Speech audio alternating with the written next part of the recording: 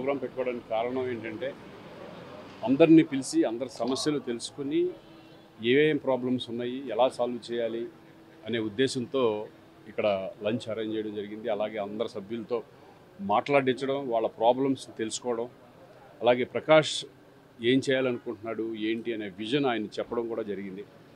So ఒక అద్భుతమైన ఒక విజన్తో ఇంతకుముందు ఎప్పుడు కూడా నాకు తెలిసి ఎవ్వరికీ లేని ఆలోచనలతో ముందుకెళ్ళడం జరుగుతుంది ఈసారి మా ప్యానెల్. డెఫినెట్గా ఎందుకంటే నేను 20 సంవత్సరాల నుంచి బిగినింగ్ నుంచి నేను ఉన్నాను అసోసియేషన్లో. ఎందుకంటే క్రికెట్ మ్యాచ్లు అంతకుముందు చేసిన దగ్గర నుంచి మేమందరం ఉన్నాం, ఫండ్ రైజింగ్ చేసుకున్నాం. బట్ ఏంటంటే ఈసారి కొత్త విజన్తో ప్రకాష్ రాజ్ చెప్పిన విధానం అందరికీ నచ్చి ఆయనకి సపోర్ట్ చేయాలనుకుంటున్నాం. సో దీంట్లో కూడా నేను ఉండటం కూడా జరిగింది. సో నేను కూడా దీంట్లో కంటెస్ట్ చేస్తున్నాను. ఎందుకంటే అతని విజన్ మా అందరికీ ఒక ఇంకెవ్వరికి ఆ సంకల్పం అనేది మెయిన్ ఉండాలి. ఆ సంకల్పం అనేది ప్రకాష్కి ఉంది. ప్రకాష్ చేయగలనే నమ్మకంతో మేమందరం కూడా ఈ పెనాల్లో పోటీ చేయడం జరుగుతుంది.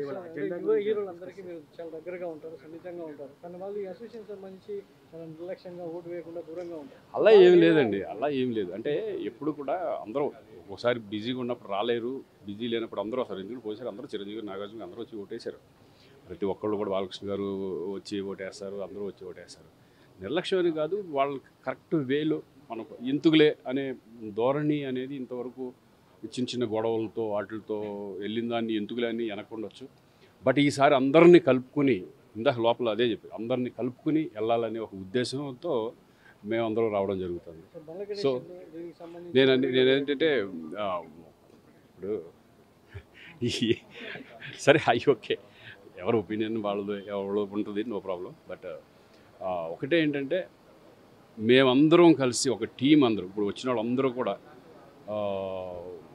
అందరు ప్రాబ్లమ్స్ కూడా వినటం జరిగింది. ప్రకాష్ వినటం జరిగింది, మేమందరం వినటం జరిగింది. ఏమేం ప్రాబ్లమ్స్ ఉన్నాయనేది, కొన్ని ప్రాబ్లమ్స్ అందరితో కూర్చుంటే కానీ జరగదు అది. అందుకని అందరితో కూర్చొని ఆ ప్రాబ్లమ్స్, ఎందుకంటే ఇంటింటికి వెళ్ళి మీకు ప్రాబ్లం అని అడగలేము.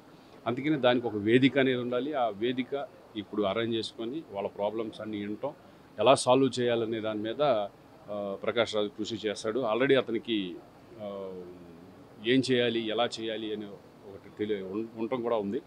సో అతనికి సంకల్పం డెఫినెట్గా మంచి జరుగుతుంది ఈ మూవీ ఆర్టిస్ట్ అశ్వినికి అనేది మా అందరికీ ఉండటం.